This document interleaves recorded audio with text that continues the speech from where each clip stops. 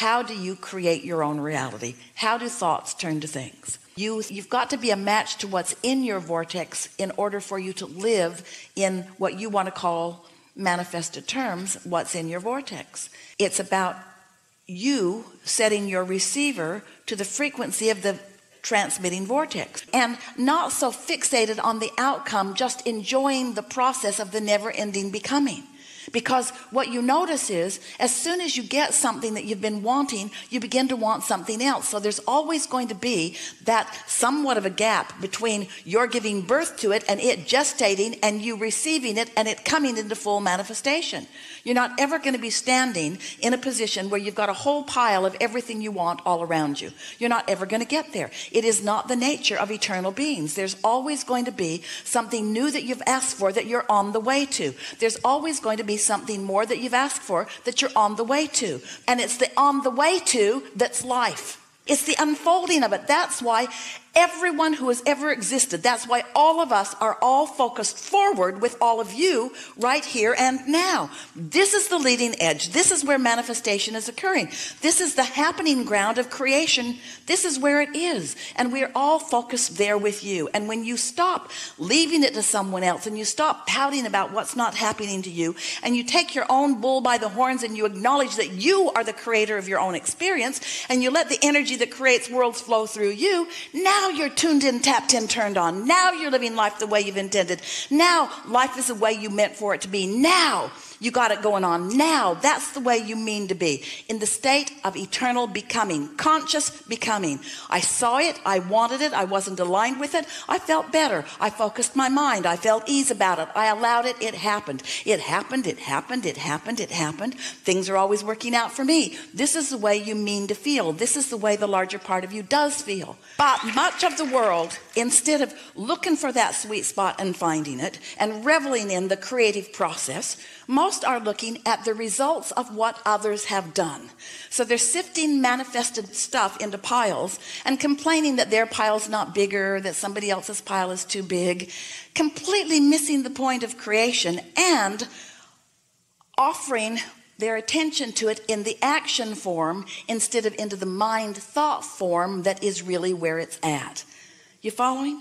So much action applied after the fact of sloppy creation, trying to compensate for sloppy creation through action and then failing.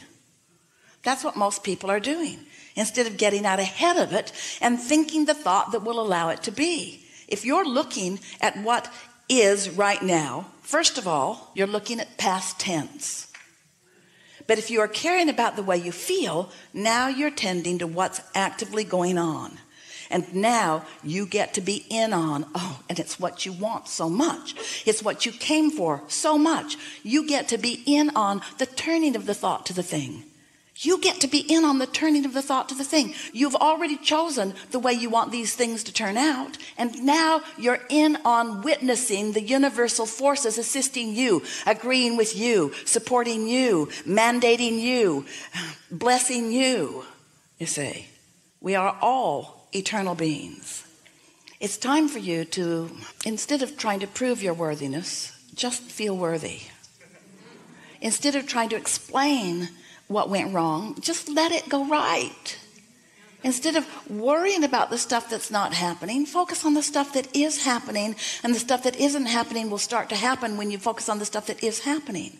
But there isn't anything that will cause you to feel more worthy than to have wanted something you don't have and felt yourself give birth to the idea of it and then to doubt it. And then to recognize that you were doubting it and then do something about that doubt, either by ignoring it, changing the subject, or by speaking general enough about it until you began to soften your resistance about it.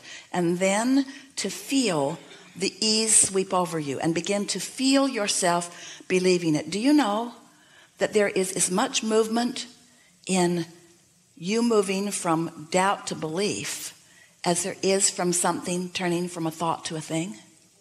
The big movement is in you moving from doubt to belief, or just from doubt to not thinking about it.